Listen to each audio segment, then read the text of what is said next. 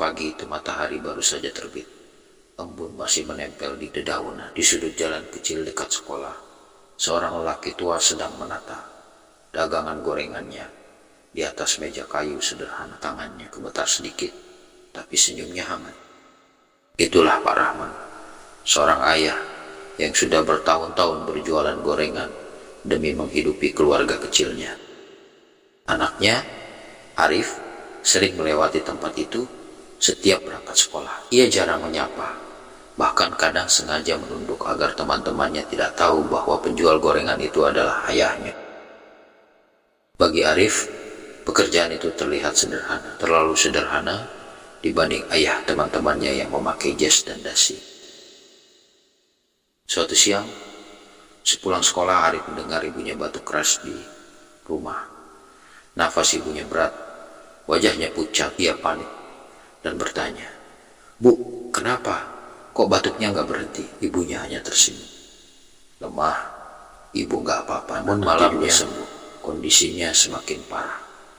Arif melihat ayahnya pulang lebih larut dari biasanya.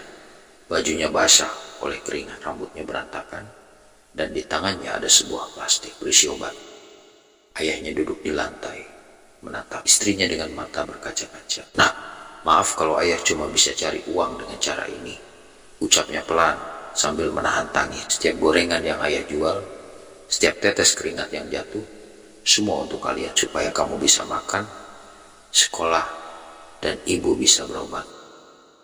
Pak Rahman tahu ia mungkin tak bisa memberi kemewahan pada anak dan istrinya, tapi ia yakin pendidikan adalah warisan terbaik yang bisa ia tinggalkan, dan setiap gorengan yang ia jual sesungguhnya adalah sepotong doa, harapan, dan cinta seorang ayah. Air mata Arif jatuh. Hatinya seperti ditusuk rasa bersalah. Ia teringat semua momen saat ia pura-pura tidak kenal ayahnya di jalan. Ia mendekat, memeluk ayahnya erat-erat, dan berkata dengan suara bergetar, "Ayah, maafkan Arif.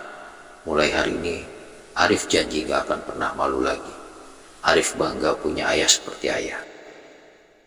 Sejak hari itu, Arif tidak hanya menyapa ayahnya di pinggir jalan. Ia ikut membantu berjualan setiap pulang sekolah. Dan ketika ada yang bertanya, ia akan tersenyum dan berkata lantang, "Ini ayahku, pahlawan yang mengajariku arti kerja keras dan cinta sejati." Dari kisah ini dapat kita petik makna bahwa cinta orang tua tak mengenal batas. Mereka rela berkorban tanpa pamrih demi kebahagiaan anak dan istrinya. Kerja keras dan keteguhan hati mampu mengalahkan lelah dan rintangan. Kesederhanaan bisa menjadi sumber kekuatan jika disertai niat yang tulus. Terima kasih untuk semua penonton setia. Kalian luar biasa. Dukungan kalian membuat kami terus semangat berkarya.